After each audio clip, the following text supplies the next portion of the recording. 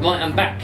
From what I remember, the intro was too short, the verse was too short. I didn't develop enough. The chorus, the second chorus, needed an extra bar, an extra chord or something on the end. And then we needed to finish off the rest of the song in the space of half an hour before the mix, which was going to take the last half an hour of the 2-hour track.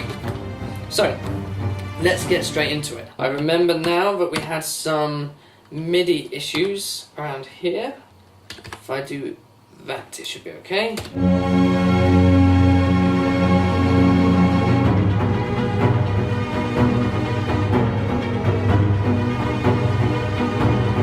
Cool, that works. Right, so we're going to take this, shuffle it randomly over there, and repeat this twice. In order to do that, I need to go into the strings and make sure that they start at the right time. So go in there to the original one, and then cut it. There we go. So, so then we shouldn't have any issues. You actually have aliases. Yes.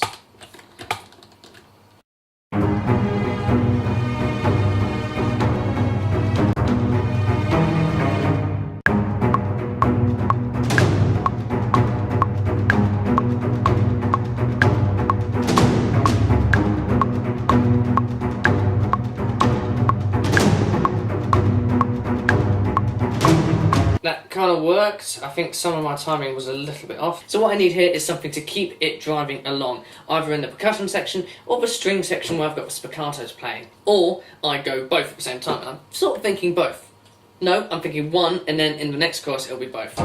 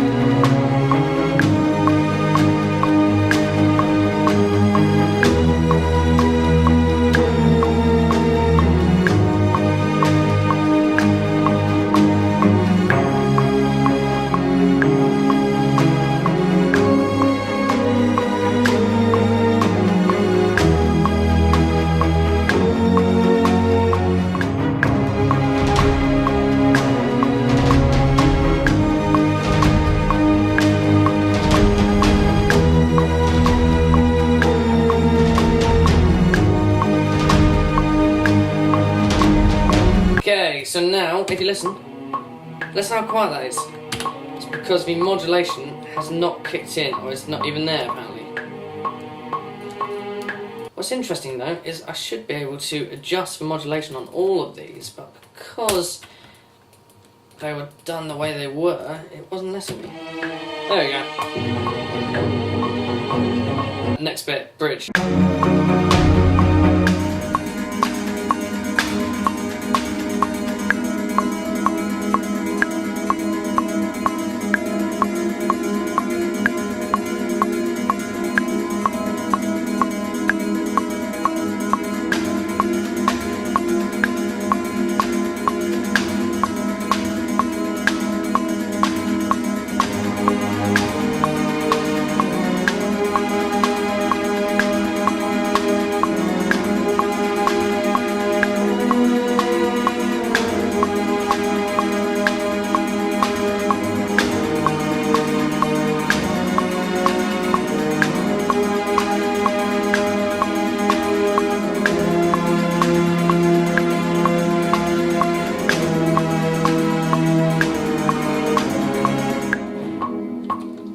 Nice.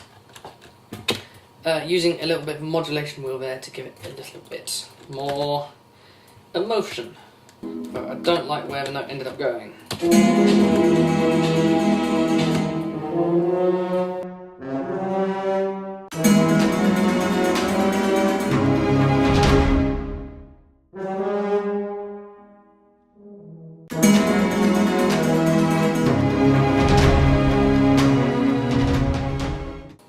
so what I'm going to do now is I'm going to lock this in position here.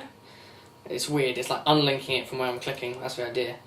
And then going to continue the clavichord into the next chorus so it doesn't suddenly sound like it's just dropping away.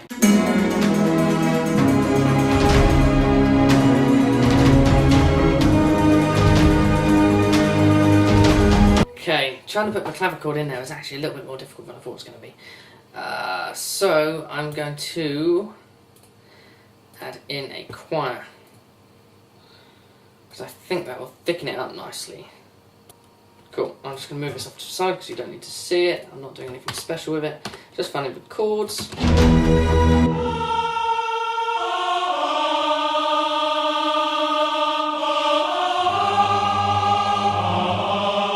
What am I doing? What's going on? What am I thinking? No wonder it doesn't sound right. I want the actual chords.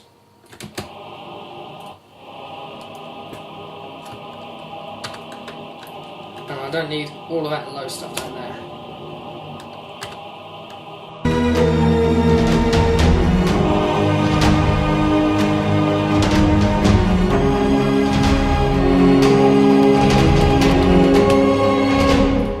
Now I want the main melody sung by a female choir.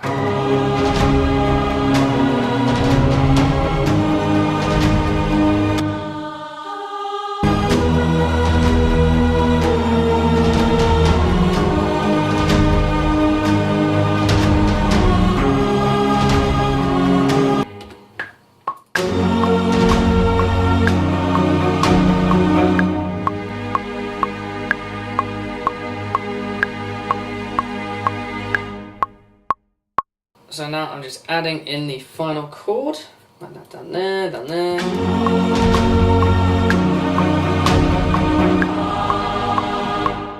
Oh, I'll tell you what's going on as well. These aren't using the modulation again.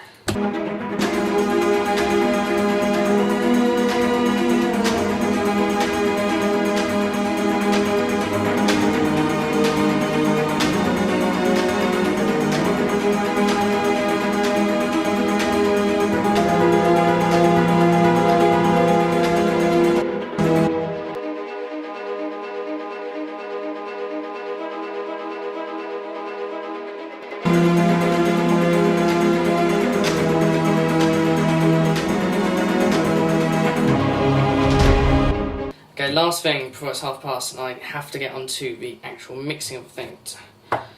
Tam Tam, it's a little bit lazy.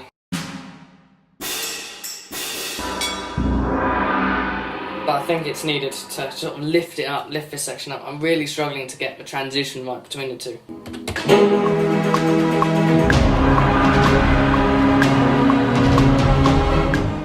That works.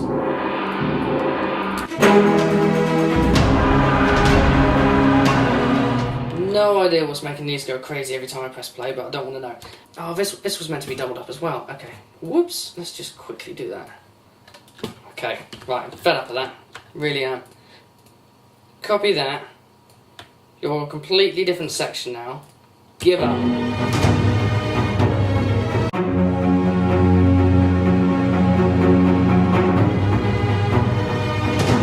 Now these are being muted because the other ones are muted now.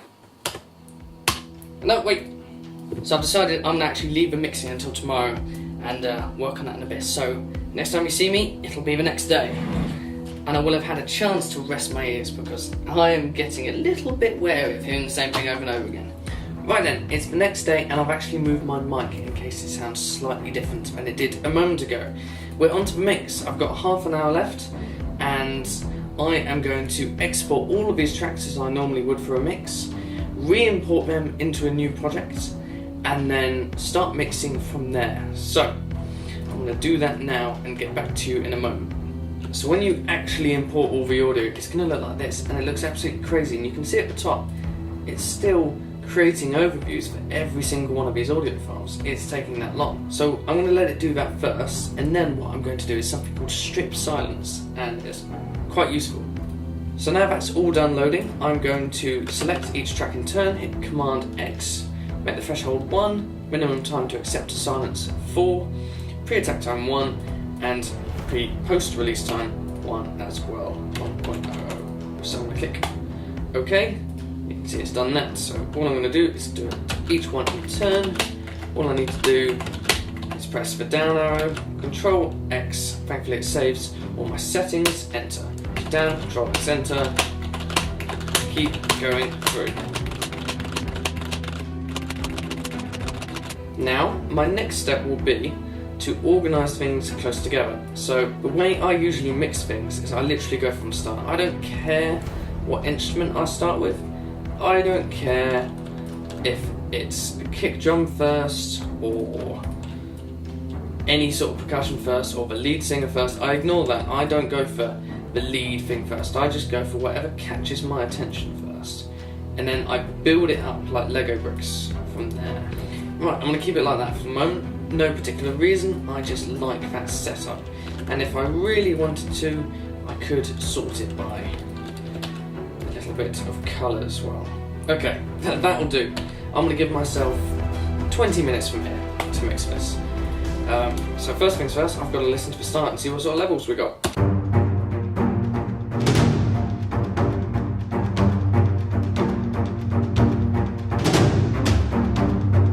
This is completely dry, there's no reverb to it, these are just the raw sounds from the instrument, so it means I can really go from scratch.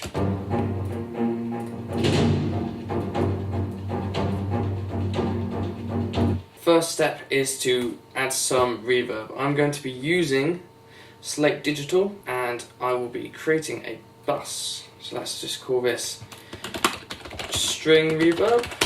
I'm going to have a few different types going on. Slate Digital, Verb Suite Classics, nice. Let's go for something a little bit natural. Let's go for rooms. Rich chamber sounds interesting, got no idea what it sounds like. We're going to whack this on there, take this down there. A bit of pre-delay, got no idea what it sounds like. Yeah, let's have a listen.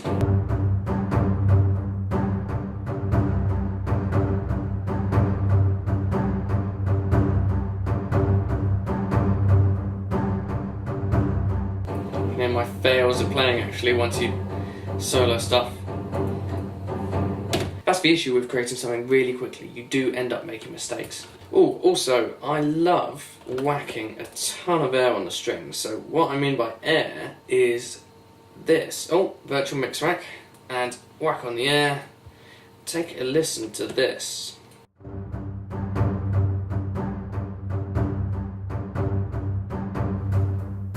There we go, that's what I wanted. Lots of high end. So without it, and with it. And I'm going to send that to the string reverb as well. So I'll do that to the cello. I can do it to all of these.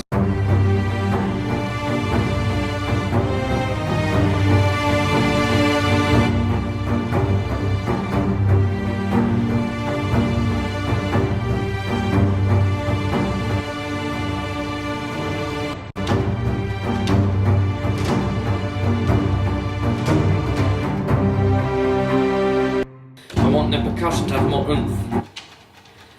This actually can have some air itself. I'm going to give it a different reverb. I think a plate reverb would work nicely. There we go. So now we've got this. Bit of EQ. Move the low end but boost it a little bit beyond it.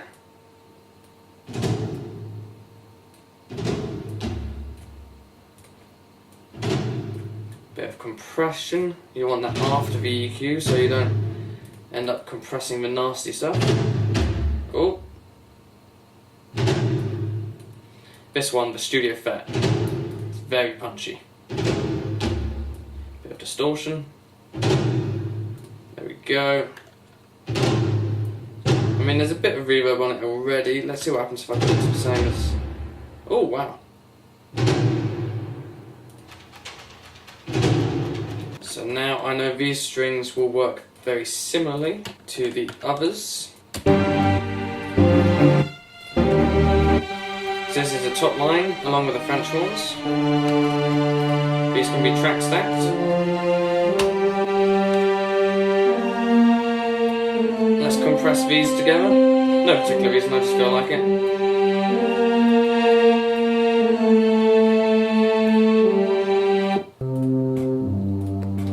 tuba sounds alright. Might need to be a bit stronger. I think actually what I can do on the tuba, and yeah, I'm going for really random buses, is do a bit of parallel compression. So I'm going to do some really nasty compression on it.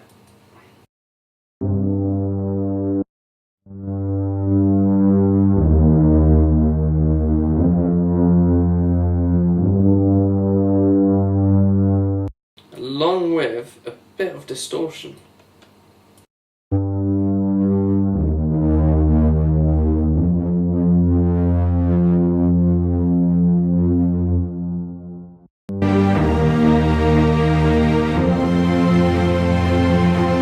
Okay, that's fine. The timpani now needs some strength to it. Very similar thing where I'm going to reduce some of the low end, but boost it up. There. Maybe compressor.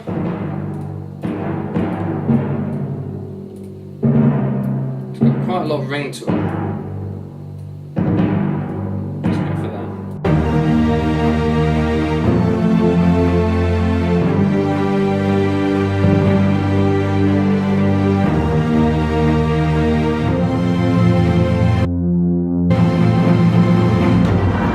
I mean, this is really rough mixing, there's no denying it.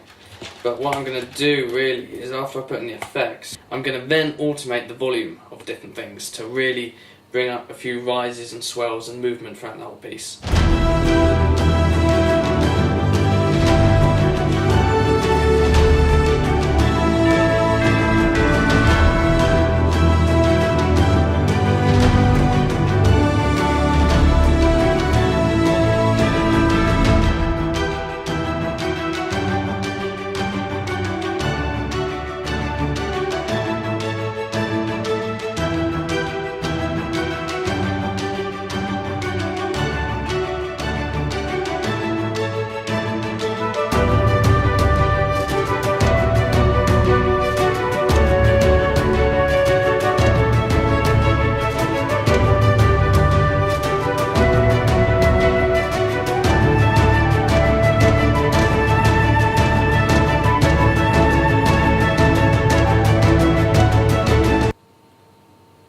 Lesson learned.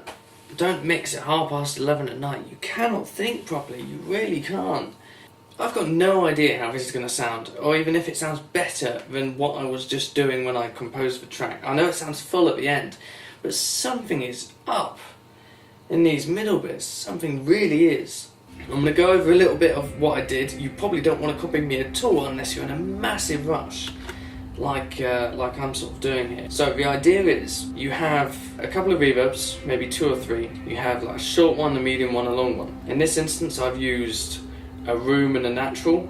I think the room was sort of more medium and the natural one was sort of more long, and I bussed the majority of the tracks to one or the other. So that glues the track together in the sense of that everything ends up in the same space, but it also means that you can control how much depth is added. You don't want percussion being completely boomy, although I've probably done that. So you might want a shorter reverb on that compared to strings where you might want a longer area one. Speaking of air, I waxed that onto a bus and applied that to pretty much everything I could get my hands on. Anything that sounded like it could have a natural high end, I put it on there. I may have overdone it. It may be a little bit too bright, a little bit too airy, but it's far better than dull without it. I really know that it does add something and it's worth doing. I really should have controlled the reverb a bit more, but given the time constraints I had, I didn't really want to go into it. There are other priorities on my mind. Another thing I did was I went to the strings and stuff that's playing sort of main melody points, like all the full strings parts and the French horns, put them into a summing stack, which basically is like a folder that allows you to add plugins onto the top. That I also added the reverb and the air with a little bit of compression to glue that section together. Right, adding onto that, I had the tuba. I really tried to control the low end.